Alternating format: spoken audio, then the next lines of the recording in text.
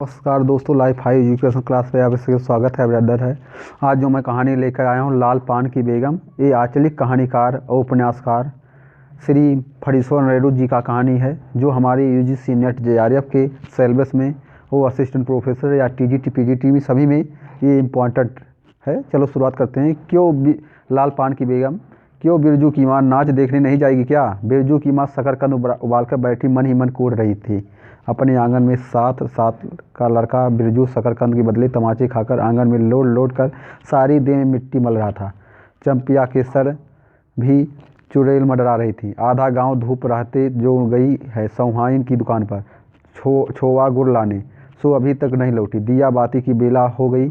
आज लौट के जरा।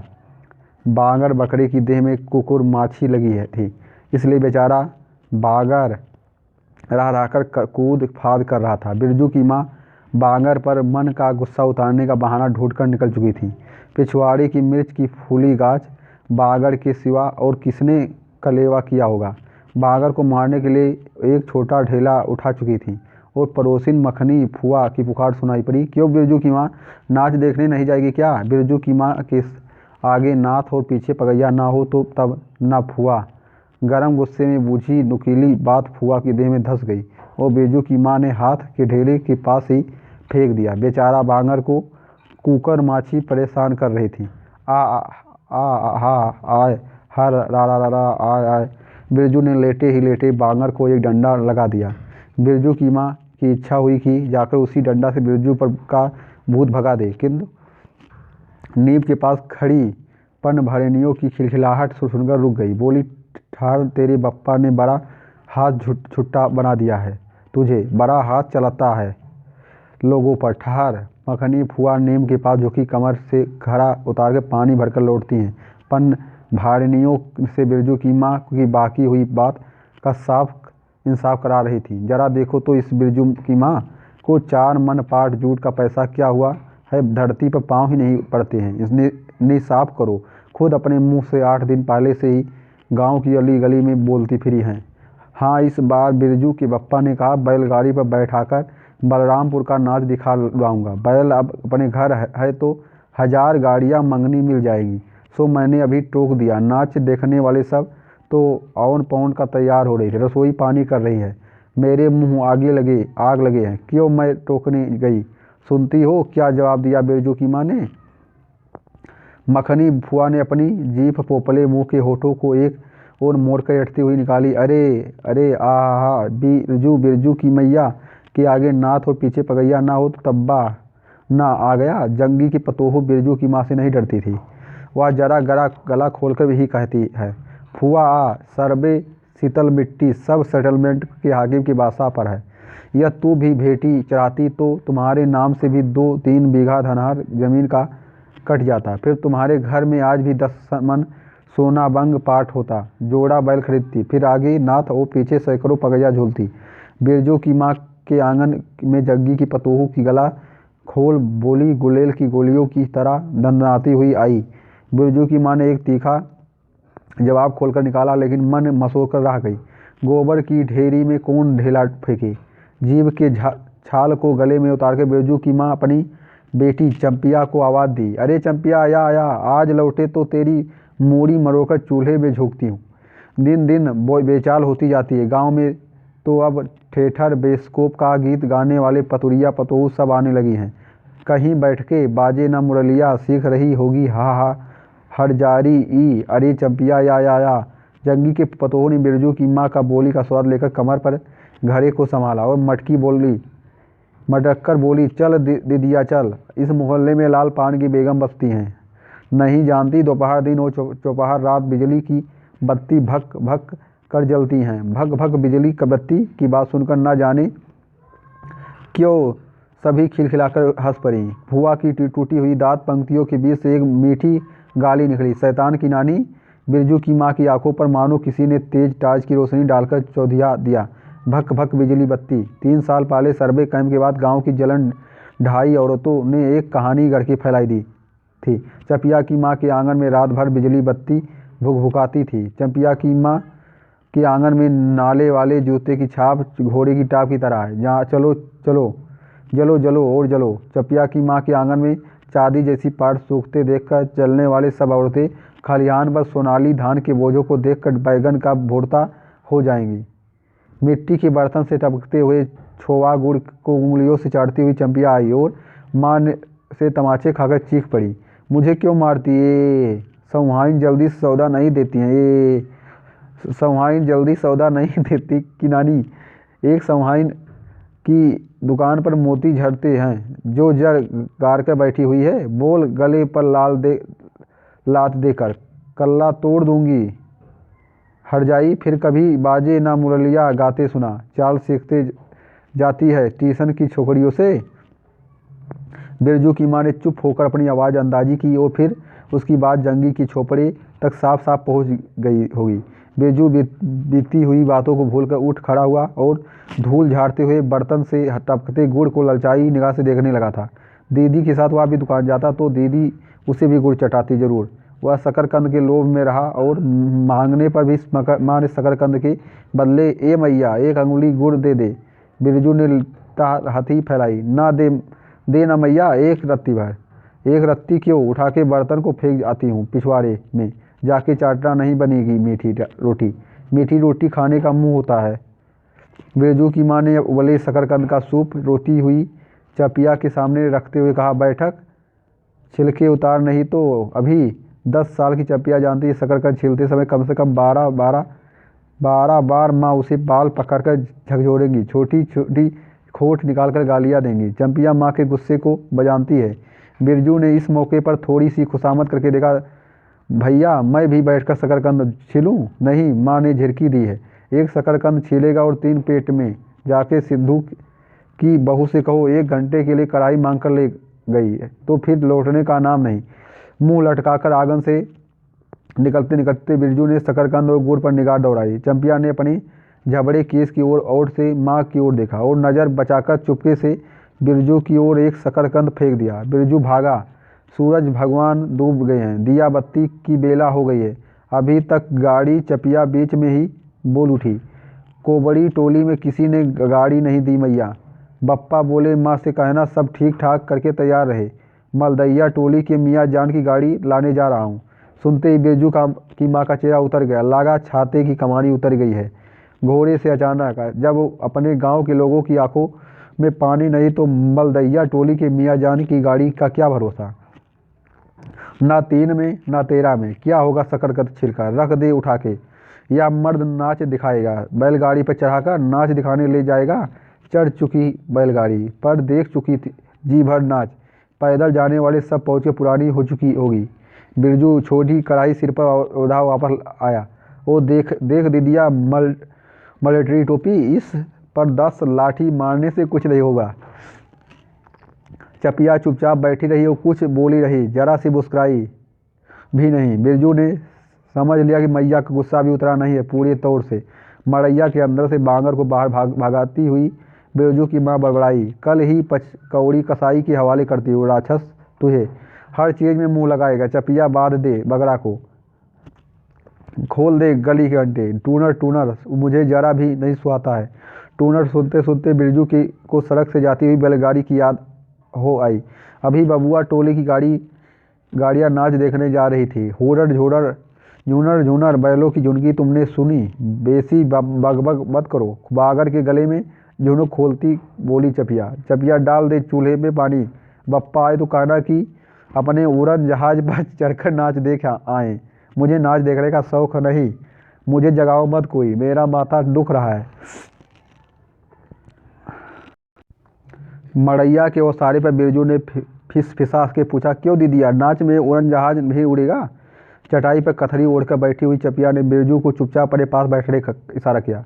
मुफ्त में मार खाएगा बेचारा। बिरजू ने बहन की कथरी में हिस्सा बांटते हुए चुक्की मुक्की लगाई। जाड़े के समय इस तरह घुटने पर ठुड्डी रखकर चुक्की मुक्की लगाना सीख चुका है।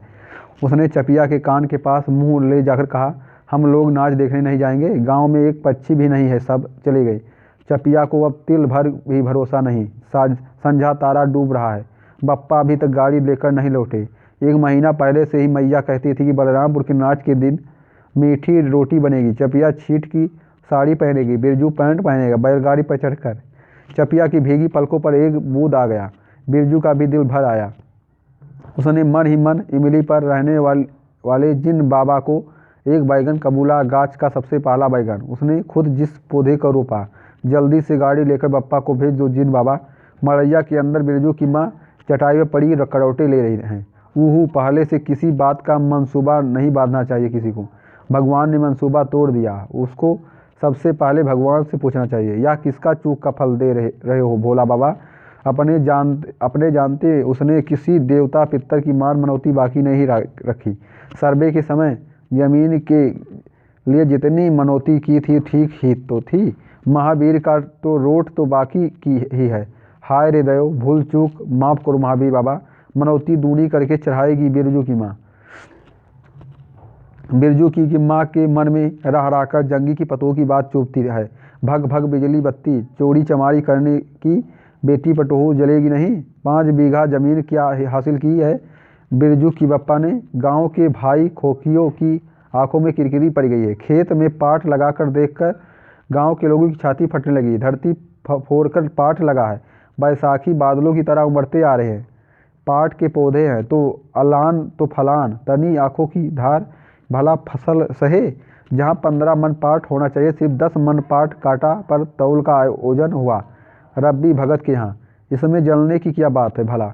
बिरजू के बप्पा ने तो पहले ही कुर्मी टोला के एक आदमी को समझा के कहा था कि जिंदगी भर मजदूरी करते रह जाओगे। सर्वे का समय आ रहा है। लाठी कड़ी करो तो 4 बीघे जमीन हासिल कर सकते हो। सो गांव की किसी पुतखौकी का भतार सर्वे के समय बाबू साहब के खिलाफ खासा भी रहे। बिरजू की बप्पा को कम सहना पड़ा। बाबू साहब गुस्से से सरकर नाच के बाघ की तरह उमड़ते रह गए। उनका बड़ा बेटा घर में आग लगाने की धमकी देकर गया। आखिर बाबू साहब ने सबसे पहले छोटे लड़के को भेजा। बिरजू की माँ को मौसी कह के पुकारा। यह जमीन बाबूजी ने मेरे नाम से खरीदी थी। मेरी पढ़ाई लिखाई उसी जमीन की उपज से चलती है। और भी कितनी बातें खूब मोहना जानता है। उतना जरा सा लड़का जमींदार का बेटा है कि? चंपिया, बिरजू सो गया क्या?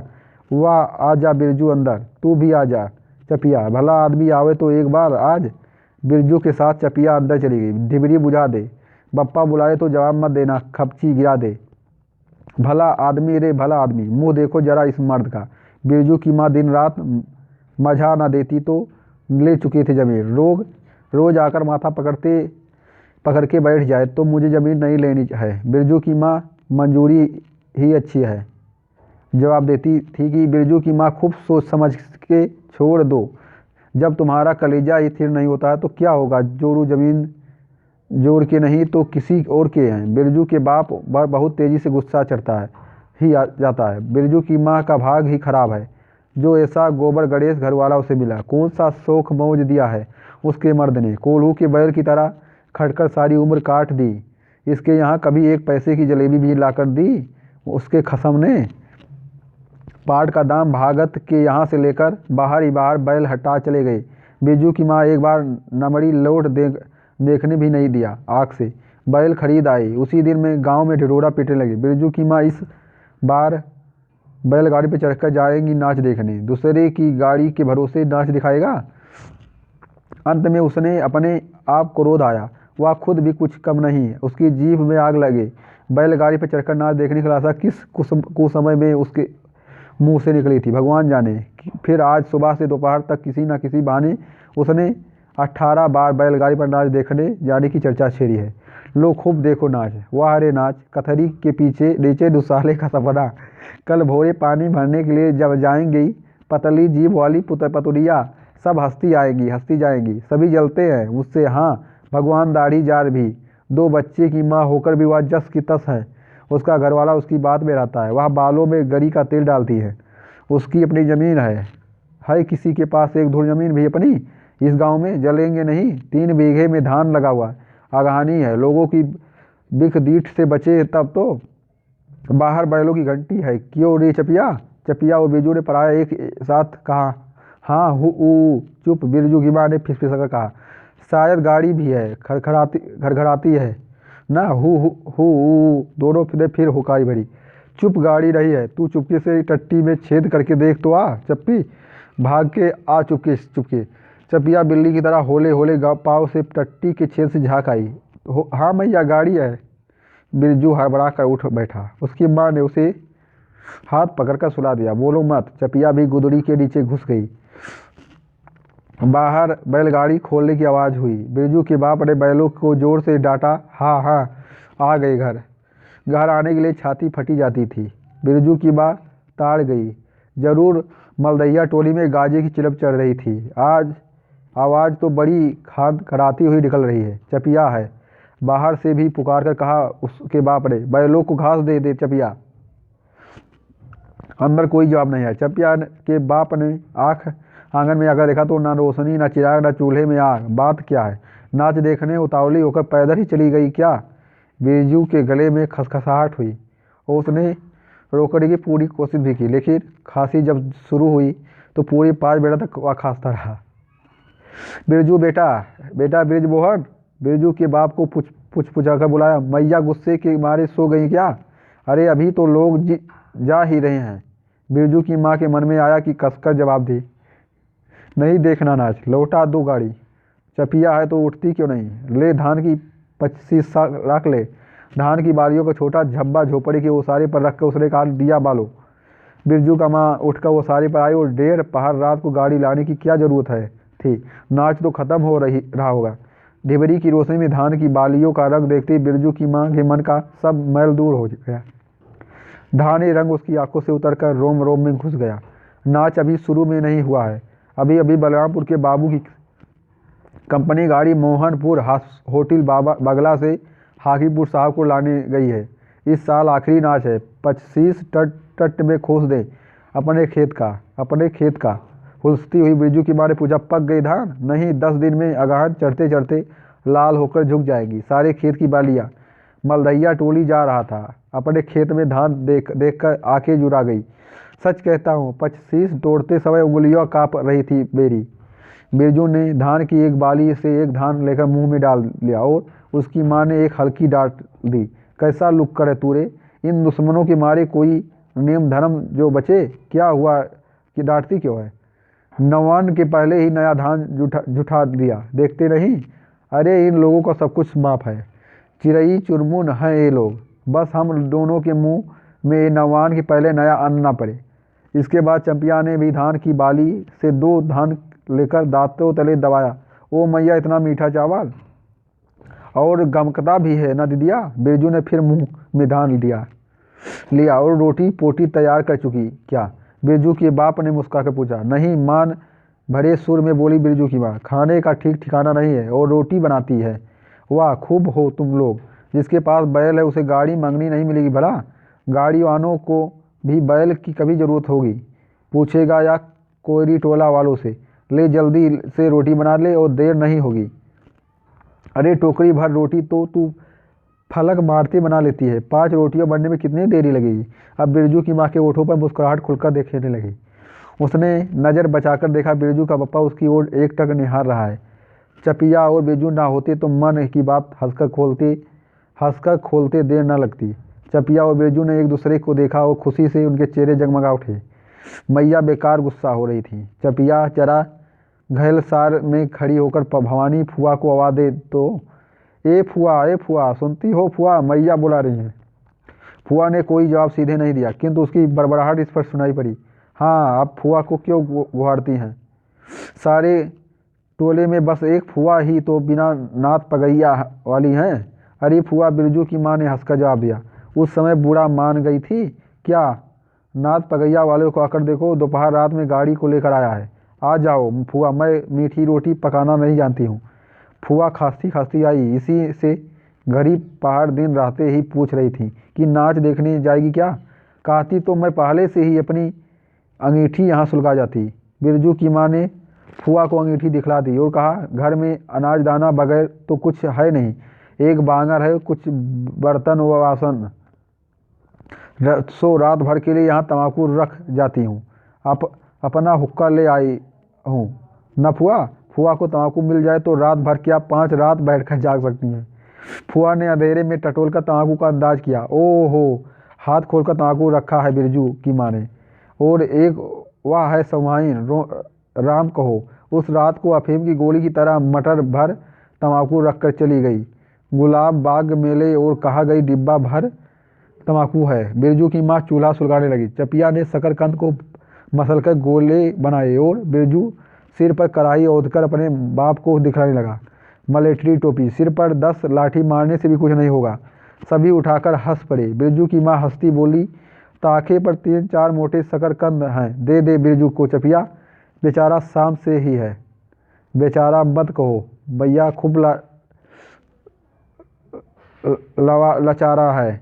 अब चंपिया चहकने लगी। तुम क्या जानो कथरी के नीचे मुंह क्यों चल रहा था बाबू साहब का। ही बिरजू के टूटे दूध के दांतों की फाक से बोली निकली। ब्लैक मिलिट्रीन में 5 शकरकंद खा लिया। हा। सभी फिर ठठाकर हंस पड़े। बिरजू की माँ ने फुआ का मन रखने के लिए पूछा, एक कनवा गुड़ है, आधा डाल दे फुआ। फुआ ने गदगद होकर कहा, अरे शकरकंद तो खुद मीठा होता है, उतना क्यों डालेगी। जब तक दोनों बैल दाना घास खाकर एक दूसरे की देह को जीभ से चाटे, बिरजू की माँ तैयार हो गई। चपिया ने छीट की साड़ी पहनी और बिरजू बटन के अभाव में पैंट पर्सन की डोरी बांधने लगा। बिरजू की माँ ने आँख से निकल गांव की ओर कान लगाकर सुनने की चेष्टा की। ओह, इतनी देर तक भला पैदल जाने वाले रुक रहेंगे। पूर्णिमा का चाँद सिर पर आ गया था। बिरजू की माँ ने असली रूपा का मांग टीका पहना है। आज पहली बार बिरजू के बप्पा को हो क्या गया है, गाड़ी जोतता क्यों नहीं, मुंह की ओर एक टक देख रहा है, मानो नाच की लाल पान की है। गाड़ी पर बैठते ही बिरजू की माँ की देह एक अजीब गुदगुदी लगने लगी। उसने बांस की बल्ली को पकड़कर कहा, गाड़ी पर अभी बहुत जगह है, जरा दाहिनी सड़क से गाड़ी हाँकना। बैल जब दौड़ने लगे और पहिया चू चू करके घड़घड़ाने लगा तो बिरजू से नहीं रह गया। उड़द जहाज की तरह उड़ाओ बप्पा। गाड़ी जग्गी के पिछवाड़े पहुंची। बिरजू की माँ ने कहा, जरा जग्गी से पूछो ना उसकी पतोहू डांच देखने चली गई क्या। गाड़ी रुकते ही जग्गी के झोपड़े से आती हुई रोने की आवाज़ स्पष्ट हो गई। बिरजू के बप्पा ने पूछा, जग्गी भाई काहे कन्ना हो रहा है आंगन में। जग्गी घूर ताप रहा था। बोला, क्या पूछते हैं जग्गी, बलरामपुर से लौटा नहीं, पतोहिया नाच देखने कैसे जाए। आसरा देखते देखते उधर गांव की सभी औरतें चली गई। अरे ट्यूशन वाली तो रोती है। बिरजू की माँ ने पुकार के कहा, आ जा झट से, कपड़ा पहन कर साड़ी गाड़ी पर पड़ी है बेचारी, आ जा जल्दी। बगल की झाड़ी में राधे की बेटी सुंदरी ने कहा, काकी गाड़ी में जगह है, मैं भी जाऊँगी। बांस की झाड़ी के उस पार लरेरा खबास का घर है, उसकी बहू भी नहीं गई है। गिलट की झुड़की कड़ा पारकर झपकती आ रही है। आ जाओ, जो बाकी रह गई सब आ जाए जल्दी। जग्गी का पतोहू, लरेरा की बीवी और राधे की बेटी सुंदरी तीनों गाड़ी के पास आई। बैल ने पिछला पैर फेंका। बिरजू के बाप ने एक भद्दी गाली दी, साला लतार मारकर लगड़ी बनाएगा पतोहू को। सभी ठाकर हंस पड़े। बिरजू के बाप ने घूंघट में झुकी दोनों पतोहुओं को देखा। उसने अपने खेत की झुकी हुई बालियों की याद आ गई। जग्गी की पतोहू का गौना 3 ही मास पहले हुआ है। गौने की रंगीन साड़ी से कड़वे तेल और लठवा सिंदूर की गंध आ रही है। बिरजू की माँ को अपने गौने की याद आई। उसने कपड़े की गठरी से 3 मीठी रोटियां निकाल कर खा ले एक एक कर। सिमराहा के सरकारी कुएं में पानी पी लेना। गाड़ी गांव से बाहर होकर धान के खेतों की बगल से जाने लगी। चांदनी कार्तिक की खेतों से धान के झड़ते फूलों का गंध आती है। बांस की झाड़ी में कहीं धुंदी की लता फूली है। जंगी की पतोहू ने एक बीड़ी सुलगाकर बिरजू की माँ की ओर बढ़ाई। बिरजू की माँ को अचानक याद आई कि चंपिया, सुनरी, लरेना की बीवी और जंगी की पतोहू ये चारों ही तो गांव में बैसकोप का गीत गाना जानती हैं खूब। गाड़ी की लीक अंधन खेतों के बीच होकर गई। चारों ओर गौने की साड़ी की खसमराहट जैसी आवाज़ होती है। बिरजू की माँ के माथे में मांग टीके पर चांदनी छिटकती है। अच्छा, अब एक बैसकोप का गीत गा तो चपिया, डरती है काहे, जहाँ भूल जाएगी। बगल में तो मास्टरनी बैठी ही हैं। दोनों पतोहों ने तो नहीं, किंतु चपिया और सुनरी ने खखाकर गला साफ किया। बिरजू के बाप ने बैलों को ललकारा, चल भैया और जरा जोर से गा रे चपिया, नहीं तो बैलों को धीरे धीरे चलने को कहूँगा। जंगी की पतोहू ने चपिया के कान के पास घूंघट ले जाकर कुछ कहा और चपिया ने धीमे से शुरू किया, चंदा की चांदनी। बिरजू को गोद में लेकर बैठी उसकी माँ की इच्छा हुई कि वह भी साथ साथ गीत गाए। बिरजू की माँ ने जंगी की पतोहू की ओर देखा, धीरे धीरे गुनगुना रही हैं। वह भी कितनी प्यारी पतोहू है। गौने की साड़ी से एक खास किस्म की गंध निकलती है। ठीक ही तो कहा है उसने, बिरजू की माँ बेगम है, लाल पान की बेगम। या तो कोई बुरी बात नहीं है, हाँ, या सचमुच लाल पान की बेगम है। बिरजू की माँ अपनी नाक पर दोनों आंखों को केंद्रित करके चेष्टा करके अपने रूप की झांक ली। लाल साड़ी की झिलमिल किनारी मांग टीका पर चांद। बिरजू की माँ के मन को में अब कुछ लालसा नहीं रहा, उसे नींद आ रही है। यहीं पर ये कहानी समाप्त होता है।